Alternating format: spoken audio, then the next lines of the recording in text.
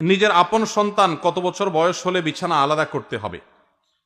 সন্তান বয়স যখন 10 হয়ে যাবে তখন তাকে নবীজি সাল্লাল্লাহু আলাইহি সাল্লাম বিছানা পৃথক করতে বলেছেন। তিনি বলেছেন ওয়াহজুরুহুম ফিল মাদাজি'i ওয়াহজুরুহুম ফিল মাদাজি'i ইযা বালাগু আশরা আও কামা ওয়ারাদা ফিল হাদিস।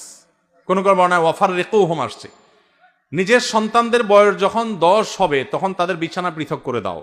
এক কম্বলে কাঁথার নিচে দুজন ঘুমাবে না, তখন আলাদা আলাদা হবে। যদি বিছানা পৃথক করা বলতে আলাদা খাট, আলাদা চকিতে শোয়ানোর মতো আর্থিক সঙ্গতি না থাকে, তাহলে একই কক্ষেও যদি থাকে তো মাঝখানে পার্টিশন থাকবে, কোলবালিশ যাতে কিছু থাকবে, আলাদা কম্বল কাঁথা থাকবে, একই কাপড়ের ভেতরে বা একই কাপড়ের নিচে ঘুমাবে না।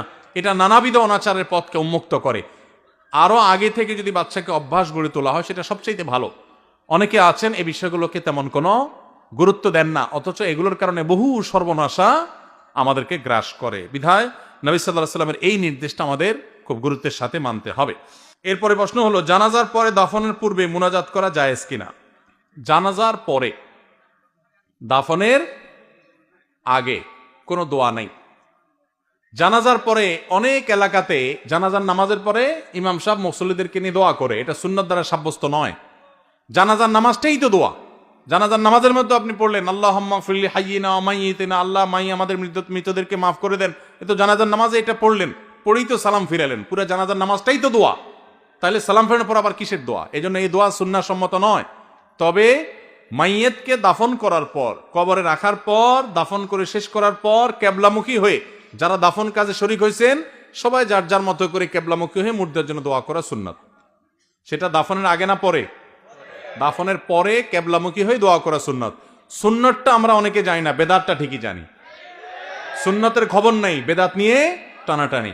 এজন্য এই সুন্নাত যেহেতু আলোচনা নাই, জানাশোনা নাই, এটা আমরা জিন্দা করবো ইনশাআল্লাহ। ঠিক আছে না? মইয়তকে কবরে রেখে দাফন করে কেবলামুখী হয়ে আমরা হাত তুলে দোয়া করব। কি দোয়া করব? দোয়া করব নবী সাল্লাল্লাহু আলাইহি সাল্লাম বলেছেন সালু লি আখিকুম আত-তাসবীত, তোমরা তোমাদের ভাই যাকে দাফন করলা তার জন্য আল্লাহর কাছে দোয়া করো, সেই জন্য ইমানের উপরে এখন মুনকার নাকিরের প্রশ্নের জবাবে যেন টিকে থাকতে পারে, অটল থাকতে পারে, সেজন্য আমরা মাইয়েতের জন্য দোয়া করবো ইনশাআল্লাহ। সুদে টাকা লাগায় এমন ব্যক্তি সমাজে বিচার করে, তার বিধান কি? সুদে টাকা লাগায় এই রকম আসামি থাকলে তার নিজেরই তো বিচার করা উচিত। সে আবার কিসের বিচার করবে? মুসলমানদের সমাজে হারামখোররা কখনো বিচারকের আসনে বসতে পারা উচিত না।